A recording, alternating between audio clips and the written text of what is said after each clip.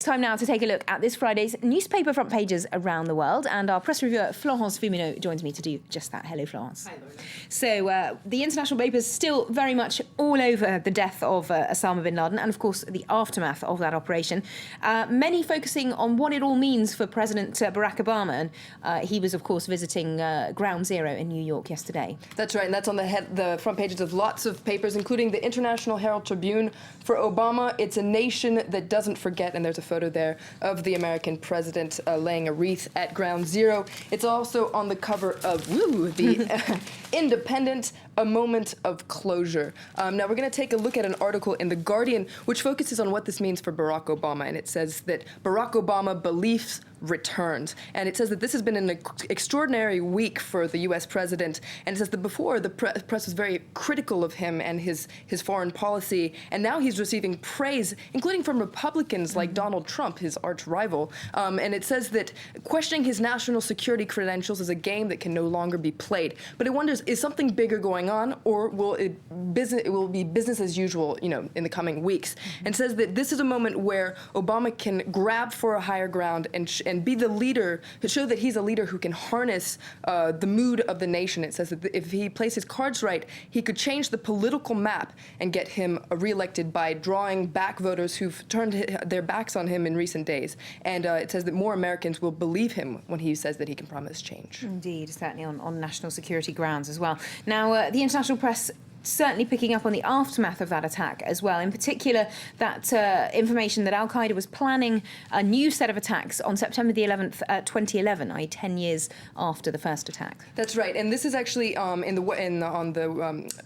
websites of the New York Times and the Washington Post. So it says that though there was no evidence of a specific plot, that according to data that was retrieved at the compound, Osama bin Laden had been playing a direct role in plotting terror attacks from Abbottabad. And that, as you said, that there were maybe perhaps plans to have a series of attacks on September 11th. And there's also reports in both the Washington Post and the New York Times that the CIA had been surveilling bin Laden for months now, that they had set up a safe house in Abbottabad for a small team of spies who conducted surveillance on bin Laden. Okay, so within Pakistan as well, the press have been picking up on this story, and particularly bin Laden's bunker in Abbottabad itself. That's right. We're going to take a look at The Dawn, which is Pakistan's oldest and most widely read English-language newspaper. Now, on their website, in their media gallery, they focus on what they call the $1 million Laden, and it focuses on the Western media's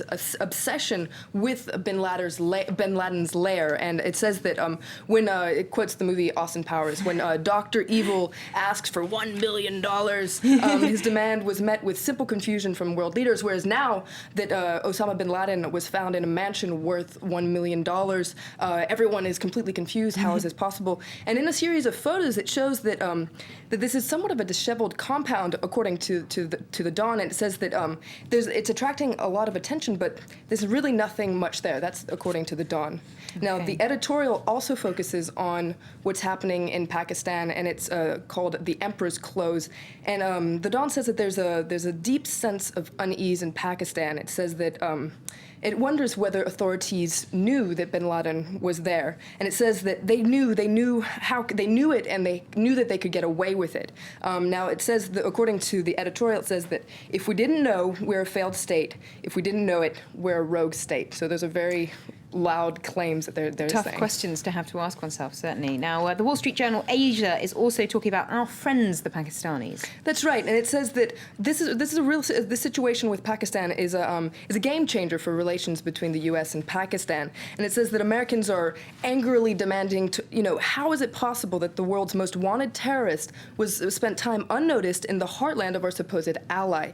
And now, it says that if the U.S. plays its cards right diplomatically, it could change the tides and make this a moment of advantage with Pakistan. It says that the U.S. has leverage with a lot of the generals who are in power, and if they play their cards right, well, they could might, manage to maybe bring peace to Afghanistan. And it says that according to the article, we disagree with those on Capitol Hill who are calling for an abrupt end with ties in Pakistan.